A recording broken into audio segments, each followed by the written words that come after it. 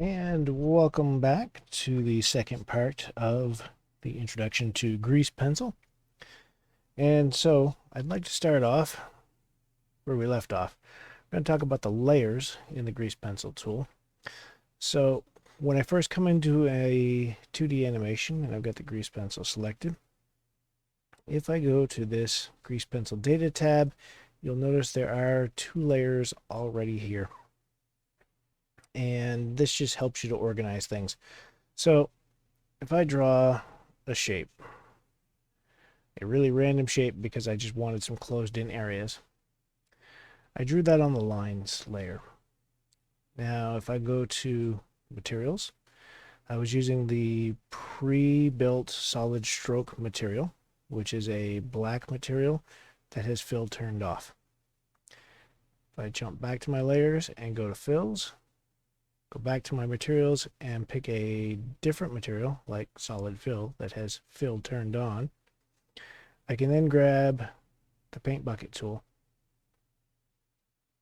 and click and fill certain areas. Waiting for it. Like the computer lag is slowing this process down. If I then change colors, those areas change because they were filled with that material. If I wanted to fill these other areas with other colors, I really should just make another layer and give it a fill and another color. Let's say red this time. And then come over here and fill those. And now I've got my shape all colored up using materials and the fill bucket. If, let's say I want to color this one. If you ever come in and try to fill an area and it doesn't fill in, it just creates an outline. I don't really have a good one for this. I'll try this one. So let's click and see what happens. Click. Not much. The change that happened was so small it was hard to notice. If I zoom in, you can just barely see. I got some red dots around the outside edge there. So that didn't really act like much of a fill. And that's because I chose a material that had stroke turned on, which is why I actually got a stroke, but did not have fill turned on. So that's why that happened. So keep that in mind. Anytime you try to fill a shape and it doesn't fill, it's because you're using a material that doesn't have fill turned on. All right, you can draw with just fill turned on. We did that in the last video. Editing strokes using vertex select and also sculpting those same strokes. So we've got some strokes here. Let's go ahead and go into edit mode. And at the top here, you can see we've got some selection modes. I like to use these first two here. So we've got vertex select, and then I'll just draw a box right here and grab some vertices. And now those, of course, can be scaled, grabbed, rotated, whatever it is you need to do that you could normally do with any other mesh object. I'll tap A to select all, double tap A to get rid of all the selections. If I choose this second tool here and click, well, come on. Am I missing? There we go. I selected an entire stroke, and that stroke can now be moved. Notice it's separate from the fill because the fill was on a different layer. That stroke can be scaled. That stroke now has handles at the corners. I missed it. Give me a handle. There we go. Really? There. The computer's catching up to me. Those handles can be modified to change the position and shape of each portion of the curve. Okay, now unfortunately I broke it and left all the fills behind, but I'll go ahead and put that back for now. Come on, how many undos do I need? About that many, apparently. Okay. Let's get out of edit mode and go play with sculpt mode. Here are some basic sculpting tools. You can smooth your drawing, you can adjust the thickness, the strength, you can add some jitter. Let's play with that one, that's kind of fun. This is not a very big brush for this size drawing, so I'm going to increase my radius. Remember, you can always use the F key and Shift F keys to change these settings too. And there we go, I just added some jitter. Another trick with the sculpting tools is if you hold down the Shift button, it applies a smoothing to it. So now I can go back over and smooth that out. Smooth most of it out anyway. That one little spike doesn't want to go away. Now maybe it just needs more brushing. Almost. Alright, I'm not going to bother fixing all that. I left some jitter here. Go ahead and smooth that out. And just like that, I'm changing tools without actually changing tools, just by holding down that Shift key. I can push and pull things. And again, that's a small radius, so I'm just going to press F this time. Make my tool a whole lot bigger. And just move things around like that. A very quick, easy way to reshape any strokes and fills, for that matter, in your drawing. Could be useful for animation. I could show you the rest of these, but you get the idea. You can play with those tools. Let's jump back over here. We talked about filling something and having it not fill in. Just go back and check your materials. Make sure fill is turned on. And now, here's my favorite. Predefined geometry. Let's say that for whatever reason, you were not gifted with the ability to even draw a straight line. Let's go back into draw mode. You've got a bunch of shapes here ready to go. So if I want a straight line, I can just click. And what material was I just using? Let's go back to solid stroke. Oh, it's not going to let me while I've got that open. All right, let's go back to solid stroke now. I just tried to draw a line with my stroke turned off, so that didn't help. There we go. And now my line has handles, and you can click and drag those handles to change where your line is. That line is set in stone once you press enter, and then you can just draw another one. The other thing you can do is you can press E. It treats each of those endpoints like a vertex, so you can continue to just press E every time you want to add a new segment. And now I can draw straight lines.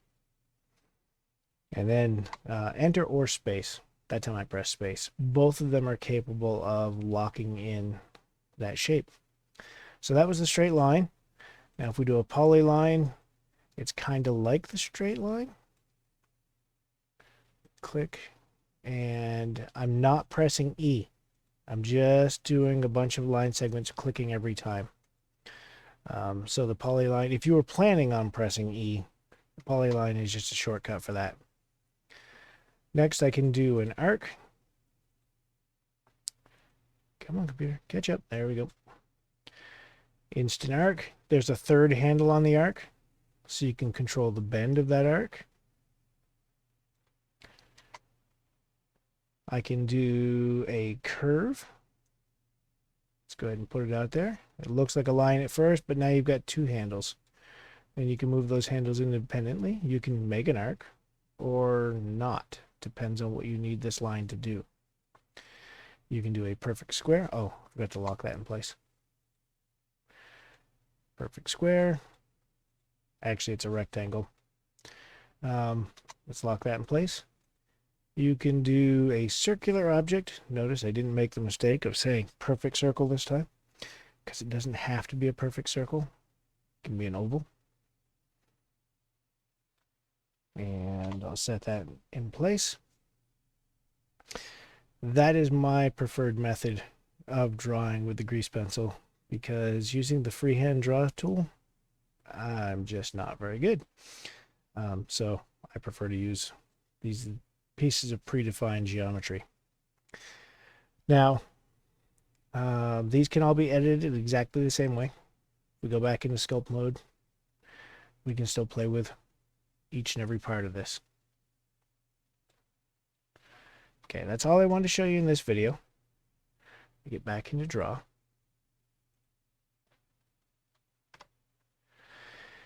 And so now what I'd like you to do is take some of this information and try to actually build a small animation. So I'm going to build a quick one, and it's probably going to be rough, but let's see how it goes. So I'm just going to build a bouncing ball. So for this to work, I'd like there to be some ground for it to bounce on. So I'm going to go into my layers. I'm going to make a new layer. I'm just going to call this ground. And I'm going to take probably the curve. I'll just put it right there and give a little bit of just a little bit of bend to the ground. I'm then going to zoom out. Oh, go ahead and place this. I'm going to zoom out. I would like my ground shape to kind of continue off the screen. So I'm just going to, well, actually, nope, I take it back. Changing what I'm doing. Just going to click. Hey. Oh, wow. I just tried to zoom in. I can't even do that. Computer froze. Uh-oh. All right, I can sort of make this work. I'm not sure where my other endpoint went. I'm going to press escape. Let's try this again. I'll just use a line. We'll try to keep it even simpler. Okay, you go there. And then I'm just going to use extrude and pop down here. Pop down here with another extrude. Another extrude. And then in. So the idea is to close that shape. And then I'll go in and... Do I want to put it on the fill layer? No, I don't think I do. Go to the materials and just change that to a solid fill. Not sure what the color should be yet. Kind of that color. Let's make this a little darker. Grab our bucket. And I'm just going to press 0. See what the camera sees. Zoom in a little bit more. Okay, let's put a ball on here. I'm going to go to my layers. I'm going to lock that layer. I don't want that changing. So the ball is just going to be a circle. And what am I going to use for a material? I'm going to use just the solid stroke, but I'm going to modify it so that it has a fill color. And make that fill color just a red. Now that's a bit of a problem. Don't like what's happening there. So we're going to turn off that fill. And because I already used a solid stroke down below, and I didn't expect it to do that. So I'm going to make a new layer. Or a new material, rather. And I'm just going to call this one ball. Okay. Why is it not erasing everything that's supposed to be there first? Don't know why I'm getting the word ball over and over. Including material. All right, we are going to leave the stroke on. I kind of like the stroke. Give it that red color. Okay. And now let's do a circle. I'm going to have the ball start up here. Hey, ball. What am I, still on the layer that I just locked? Yep. I'm going to put this on the lines layer.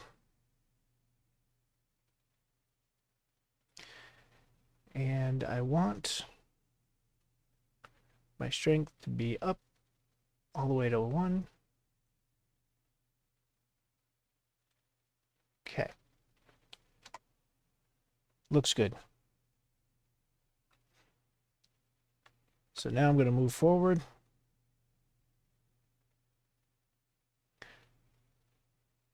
Wait a minute. That did not make a keyframe.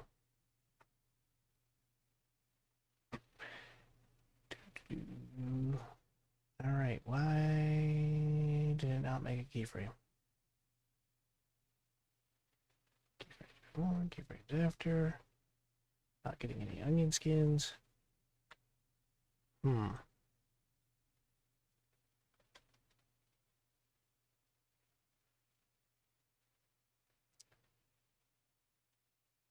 Hey, computer. Whoops, don't do that. What are you doing to me now? I see no keyframe markers, but it did onion skin. Let me undo. All right, I'm just going to assume it's making them. And I'm going to draw my next circle. It's going to be the ball stretched out a little bit like it's falling. Set that in place. Jump ahead to the next frame. Set my next one. Lock it in place. Go to the next frame. We're basically going to keep that shape. We're just going to move it down a little bit. Lock, next frame. So I'm just hitting space, right arrow.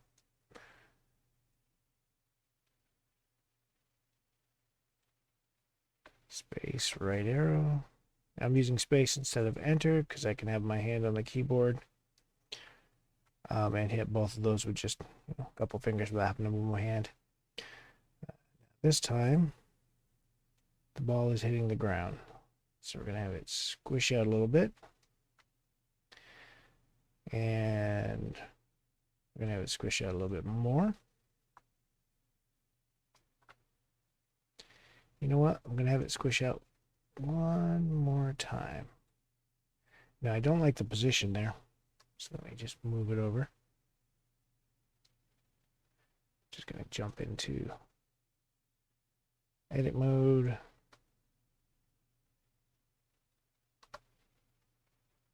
Put it about there. I like that. All right. Back to draw mode. Next frame. We're on the circle still. Yep. So we're going to have it start coming up this way.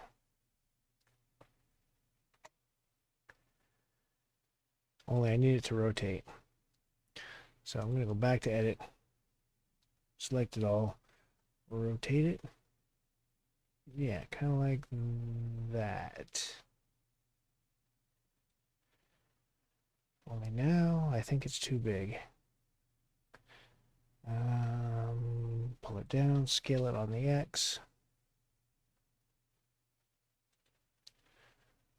Okay, I can live with that. Back to draw. Next frame.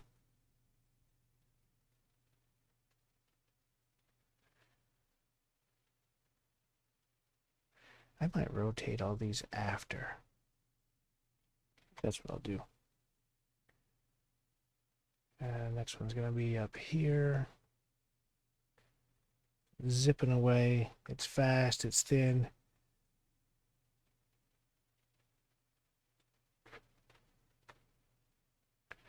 It's starting to slow down once we get way up here and turn more into a ball.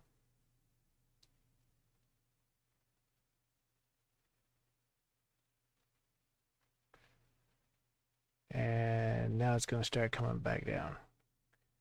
I'm going to put this one closer to the one before because it slowed down as it topped out.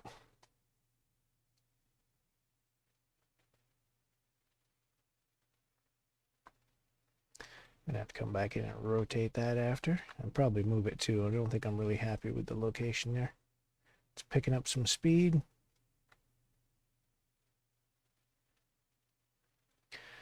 We're heading back towards the ground, and we're gonna flatten out.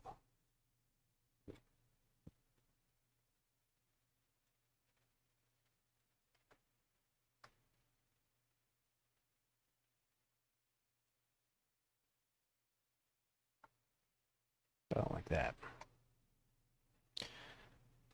Almost there. Gonna have it flatten out a little bit more.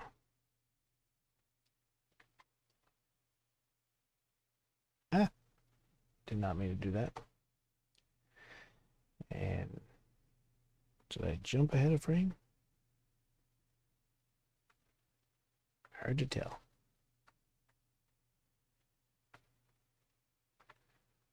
Okay, come on down. Boom, boom, boom. Splat. I think I'm good. Let's go ahead and have it rebound. Lock it, jump ahead. Rebound a little bit more. Lock it, jump ahead.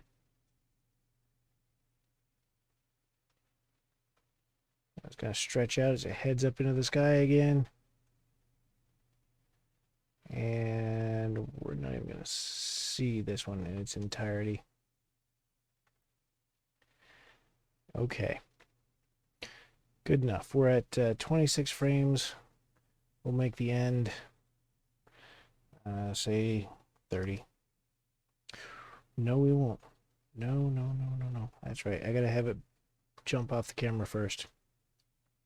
So I need one more frame.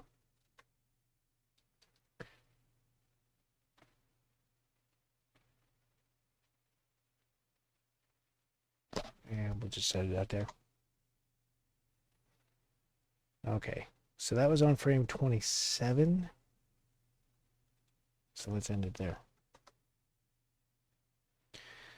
Okay, let's go ahead and go back to our camera view, which apparently has been banned. Pull this back. Let's go ahead and play the animation. Bounce, bounce, and off the screen. A little bit of lag there at the second. Oh, there we go. Second to last frame, but that was just my computer lagging. All right. Basic bouncing ball animation. Now I'm going to go through it one frame at a time and see if there's anything I need to change. Go ahead and go into edit mode.